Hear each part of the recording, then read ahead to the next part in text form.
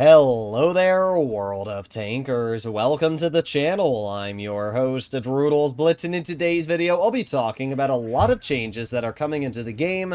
I'm not sure exactly when, most likely the next update, and some of these changes are actually really good for the game.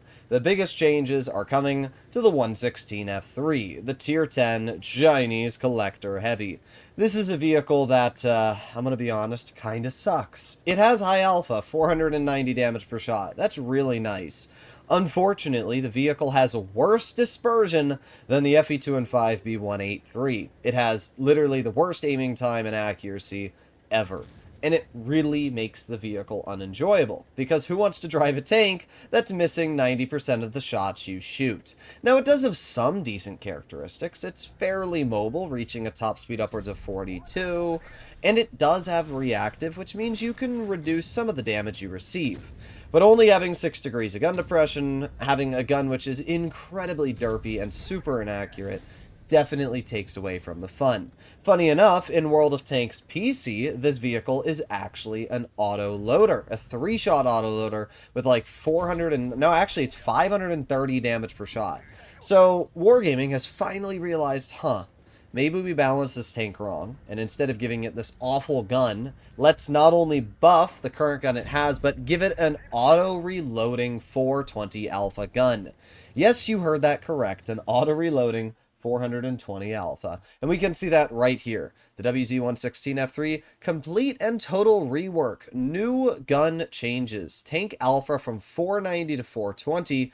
Gun reload now mimics the Kron's auto reloader with a 2.73 second intraclip and a 3-shot auto reloader. Old gun on the 116F3 has also been buffed to be higher accuracy and higher DPM for the compensation of the loss of gun rammer. That makes sense, right? This vehicle is not going to be able to run gun rammer because it's now going to have vents. So they're buffing its DPM, but I run Cali, so it's just a flat DPM buff. So I would assume that it's going to have 2 different guns, a 490 alpha and then also a 420 alpha 3-shell auto reloader. And obviously we don't know what the exact reloads are, but we do know it's going to have a 2.73 second intraclip, and we do know that the vehicle is going to have 420 alpha. So in total it's going to be a 1260 damage clip, which you can deal all of that in 5.7 seconds. Honestly, that's pretty dang sweet, and it's kind of what the 116 needed from day one. It's going to take this vehicle from what is currently the definition of mid to actually really strong, if you ask me. Also, buffing the 490 alpha gun and giving it more accuracy and more DPM, I mean, this is just a dream.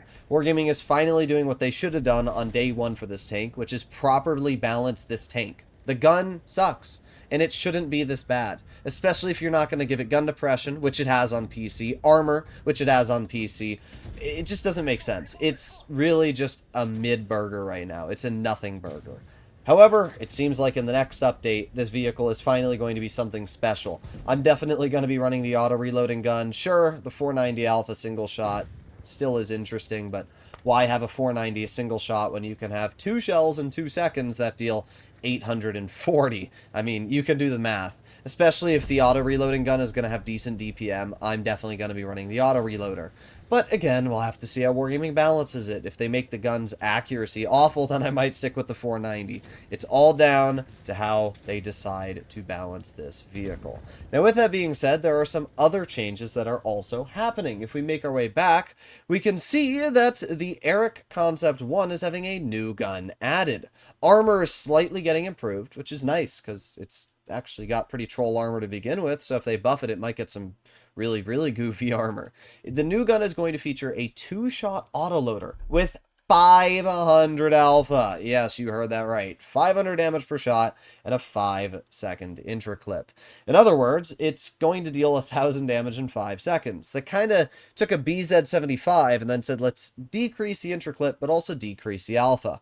This actually looks really freaking strong. I mean, the Erich Concept 1 is a really good tank. It's mobile, it's got gun depression, and if this gun is as dangerous as it looks on paper, it might be incredibly scary. So I'm actually really excited to try out the Erich Concept 1, especially it's a tier 9. 500 alpha on a tier 9 is going to make this thing a beast. The stock gun is also going to get a 20 alpha increase now to 380. Both guns look really good. Then we also have the LeKPz 70, which is the $300 light tank that Wargaming sold a year ago. I remember buying that tank. It's not even a bad vehicle, to be fair. It's got decent damage per shot. I think it's 340. It's just, again, it's a nothing burger. There's nothing special about the tank. It looks cool, but apart from that, there's nothing special. However, it is going to have a 3-shot autoloader with a 2-second intro clip. It's also going to have the 20-second spotting mechanic, which is the tracer shells, and it's going to have 260 damage per shot. So what is that? 260 times 3. So it's going to be 600, 780. That's not bad. 780 damage in 4 seconds. That's really, really nasty, to be honest.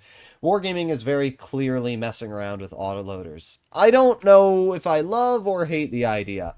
I mean, I already really like the Erich Concept one, and I'm not against the idea of it having a 500 alpha gun. I'm not sure why it has to be an autoloader, though.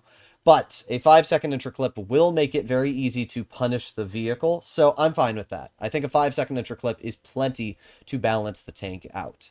And the LeKPz 70, it's not a crazy amount of damage, 780 or whatever, so I don't have a problem with that either. Intro clip is very fast, but I don't have a problem with that. We already have vehicles that are much more dangerous, like the newly buffed Bosch Chatillon Avenir.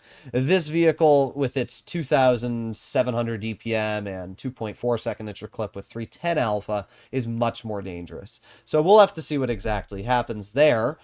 But yeah, I think that these 3 changes Wargaming is making is definitely a benefit to the game. I mean, really the only one that needed a huge buff was the 116 F3. The vehicle sucks right now, and it needs to be fixed, and I've made plenty of videos complaining about it. I don't know if Wargaming listened to my videos or they've watched other players and gathered statistics, but it is an absolute snooze fest, and I'm really grateful that they are buffing something that I also spent over $300 to get my hands on.